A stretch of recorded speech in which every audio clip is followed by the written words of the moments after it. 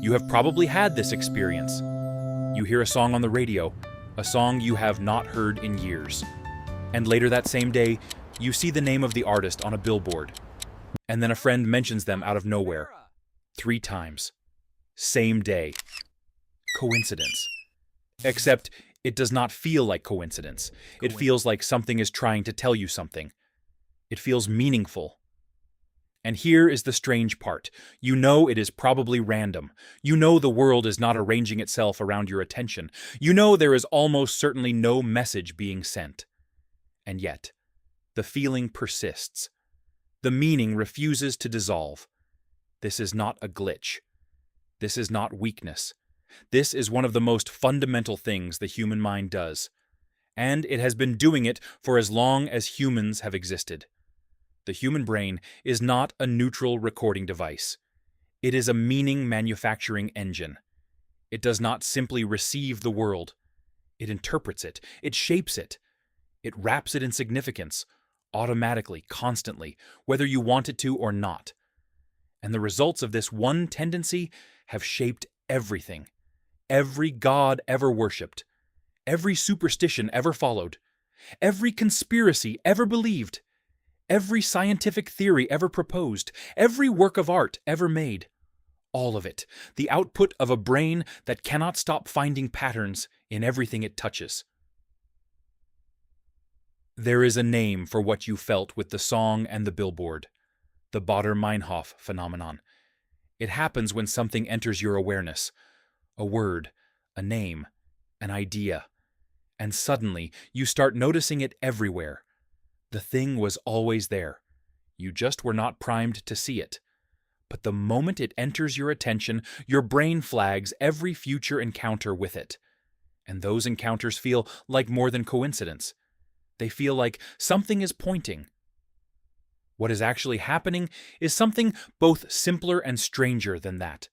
The brain has a filter, a system for deciding what gets noticed out of the overwhelming flood of information coming at it every second. Most things are filtered out. They do not reach consciousness. But once something is tagged as relevant, the filter loosens. The brain starts letting it through. The world did not change. Your filter did. And because you only notice what gets through the filter, and because everything you notice now seems to be about the same thing, it feels like the world has changed. Like it is suddenly full of this one thing. Like something is orchestrating it. Nothing is orchestrating it. But the feeling is real. The feeling of being in a world arranged around significance. And that feeling is one of the oldest feelings in human history. The brain does not just find patterns in coincidences. It finds them in everything, in faces, in numbers, in the behavior of strangers, in the movement of stars, in dreams, in the random spray of pigment on a cave wall 30,000 years ago that someone decided looked like a hand. That hand, outlined in ochre, pressed against stone, is one of the oldest things humans have ever made, and it is already a pattern recognition event. A human looked at something random, a spray of pigment, and saw something, a shape, a presence, a meaning that was not there until the brain put it there. This impulse, to find the meaningful shape in the random field, is so old it predates language, it predates civilization. It may be the oldest thing about us. It is the impulse that looks at the randomness of the night sky and finds bears and hunters and gods. The stars do not form bears. They do not form anything. They are scattered, light years apart, in 3-dimensional space, and the shapes we see are accidents of perspective, 2-dimensional projections of objects that have no actual relationship to one another. But humans looked at that scatter of light and found stories. Because that is what the brain does. It does not see data. It sees stories. It does not perceive randomness. It perceives narrative. And it will impose that narrative on almost anything. There is a famous experiment that reveals just how far this goes.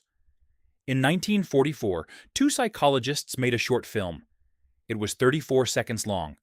It showed a large triangle, a small triangle, and a circle moving around a rectangle on a screen. Simple geometric shapes. Moving. When people watched this film, they did not see shapes moving. They saw a story. They saw the large triangle, bullying the small triangle, the circle being protected, the rectangle as a house. They assigned emotions, intentions, relationships, and personalities to these objects. Some described the large triangle as aggressive and menacing, the small triangle as brave, the circle as frightened. These are triangles. They have no intentions. They have no emotions. They do not have inner lives. But the human brain, watching two triangles and a circle move across a screen, could not help itself. It found the story. It found the characters. It found the meaning. The need to see beings with intentions behind events is so powerful that the brain applies it to geometry. And if it does this with triangles, imagine what it does with the world. Every civilization in history has looked at the same sky, the same suffering, the same death, and found a pattern that explained them. And the patterns they found are remarkably similar. Not identical, but similar enough to be striking. The sky has always had a ruler. The underworld has always had a guardian. The dead have always needed somewhere to go. The suffering of the innocent has always required a reason. These are not coincidences. These are the outputs of the same pattern-finding brain, applied to the same fundamental human experiences. Different civilizations, different languages, different centuries, same brain, same questions, similar answers. The Greek god of the underworld and the Egyptian god of the dead and the Aztec lord of Mictlan are not the same being, but they serve the same psychological function. They are the answer the brain produces when it cannot tolerate the idea that death is random, that the dead simply stop, that there is no pattern underneath the loss. The brain finds a pattern. It names it. It builds a civilization around it. And the pattern holds for as long as people need it to. But here is the part of this story that is almost never told. The pattern-finding brain is not a primitive feature that modern humans have moved beyond. It is operating in you right now. It is why we see trends in stock markets that may be random noise, why we find narratives in the careers of public figures that may just be chaos, why we interpret the behavior of strangers as pointed and personal when it almost certainly is not, why we read our own lives like stories, with arcs, with foreshadowing, with the persistent sense that things are happening for a reason, the feeling that your life is a story, that things are building towards something, that the difficult period is a chapter the next chapter will explain. This is not a spiritual insight.